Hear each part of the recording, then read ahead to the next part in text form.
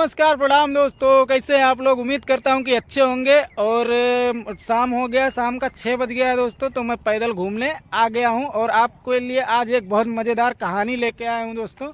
आप लोग सुनेंगे तो बहुत ही मज़ा आएगा। आग लगा दी, आग लगा दी, आग लगा। तो प्लीज़ वीडियो में बने रहें और अंत तक ज़रूर देखना। और उससे पहले मैं आप लोग को दिखा दूँ कहाँ पर मैं आया हूँ। तो ये देख लीजिए चारों बाजू पहले, फिर उसके बाद में कहानी शुरू करते हैं। और बहुत मज़ेदार कहानी है दोस्तों, तो सुन के प्लीज़ जाना, प्लीज़ पूरा सुन के जाना, बहुत मज़ा आने वाला है। और गांव का कहानी है, हमारे पड़ोस के एक भैया की कहानी। ठीक है, समझिए है तो प्लीज़ सुन के ही जाना।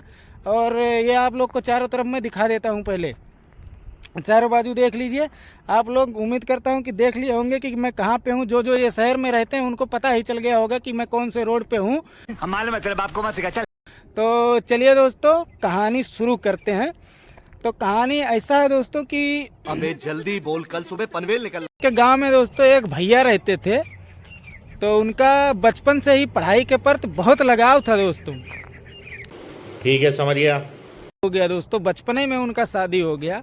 फिर उसके बाद में भैया ने पढ़ाई किया, 14-15 साल तक उन्होंने बढ़िया से पढ़ाई किया। फिर उसके बाद में भैया का उम्र बढ़ा तो घर वाले मतलब सोचने लगे कि अब भैया का उम्र हो गया है तो अब उनका गौना वोना लेके आते हैं। अच्छा। और घर में जो बूढ़ी अम्मा थी वो भी थोड़ा बीमार पड़ने लगी थी, तो उनको भी हाथ बटाने के लिए कोई चाहिए था। तो हमारे मतलब आपको मत सिखा। चल हमारे मतलब। तो यही सोच के सब लोग बोले कि अब भैया का गौना वोना लेके आते हैं। तो फिर उसके बाद में क्या था दोस्तों, तो भैया का तो डर लगा था कि मतलब गौना आएगा भौजी अच्छा कैसी होंगी, अच्छी होंगी कि नहीं होंगी। तो वो अपने यार दोस्तों से इस बारे में बात करने लगे। तो बोले कि भगवान पे भरोसा रखो, सब सही होगा। फिर उसके बाद में दोस्तों गौने का दिन रख गया। ठीक है, समझिए आया दोस्तों। तो भौजी तो एक नंबर थी दोस्तों, कोई कमी नहीं था भौजी में। फिर भैया भी खुश हमारे मतलब आपको मत सिखा। चल हमारे मतलब हो गए कि चलो अच्छा हुआ, जो हुआ अच्छा ही हुआ। हमारे घर वालों ने हमारे साथ कोई गड़बड़ काम तो नहीं किया था, जो किया वो अच्छा ही किया। जो भगवान करते हैं अच्छा ही करते हैं। फिर उसके बाद में क्या था दोस्तों, फिर भैया ने और पढ़ाई किया, दबा के पढ़ाई किया। फिर उसके बाद में भैया बन गए वकील। ये क्या हो गया? ये क्या सुन रहा हूँ मैं? फिर धीरे धीरे और टाइम हुआ, जैसे जैसे भैया के पास पैसा आया तो फिर भैया ने मतलब गाड़ी खरीद लिया, बंगला खरीद लिया, सब कुछ भैया के पास में हो गया। फिर ऐसे धीरे धीरे दोस्तों उनका बड़े लोगों में उठना बैठना हो गया। हमारे मतलब आपको मत सिखा। चल हमारे मतलब। फिर एक दिन क्या हुआ दोस्तों, फिर किसी भैया के दोस्त ने उनको पार्टी में इनवाइट किया। अब जब इनवाइट किया और खास करके वो उनके अबे जल्दी बोल, कल सुबह पनवेल निकल। भैया के दोस्त ने खास करके बोला था दोस्तों कि भाभी को जरूर लेके आना। तो भैया ठीक है, समझिए भैया बोले कोई बात नहीं, उसमें क्या है, भाभी को लेके आएंगे।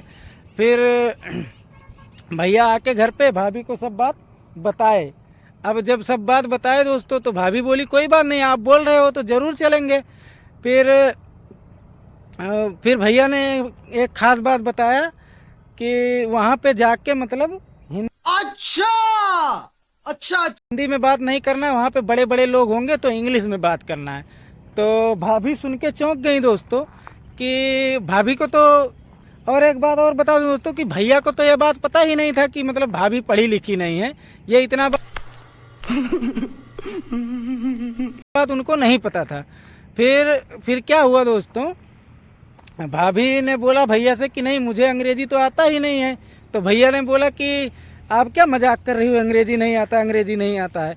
तो भाभी सीरियस होकर बोली तो भैया को मतलब लगने लगा कि हाँ सच में लगता है कि अंग्रेजी नहीं आता है। अब उसके बाद में क्या हुआ दोस्तों, भैया ने दिमाग लगाया कि चलो उधर जाके 2-4 वर्ड ही तो खाली बोलना है तो बोल देंगे। ठीक है, समझिए इनको भाभी को समझा देता हूँ तो वही जाके बोल देंगी। तो भैया ने भाभी से ऐसा मतलब बताया कि कोई बात नहीं है, ऐसा आप जाके उधर बोल देना। तो भाभी भी मान गई कि चलो बहुत तेज हो रहा है। चलो कोई बात नहीं है, मैं बोल दूंगी। फिर उसके बाद में जब पार्टी में गए दोस्तों तो उसके बाद में भैया जेंट्स में चले गए और भाभी लेडीज में आ गई। अब ठीक है, समझिए तो क्या हुआ दोस्तों, जब 4 आदमी इकट्ठा होते हैं तो सब लोग पूछते हैं। और भैया ने जो बात समझाया था वो मैं आपको बता दूं कि भैया ने कहा था कि कोई कुछ भी बोलेगा तो आपको खाली इतना ही बोल देना है कि वो मेरे हस्बैंड हैं और मैं उनकी वाइफ हूँ। हम मालूम है तेरे बाप को मत सिखा, चल हम मालूम। तो भाभी बोली ठीक है। अब उनसे कोई वो पार्टी में जब उनसे कोई कुछ भी पूछे तो भाभी अनपढ़ थी, पढ़ी लिखी तो थी नहीं, तो भाभी यही बोलती थी कि वो मेरे हैंड पंप है, मैं उनकी पाइप हूँ। वो मेरे हैंड पंप है और मैं उनकी पाइप हूँ। आग लगा दी, आग लगा दी, आग लगा दी, आग लगा।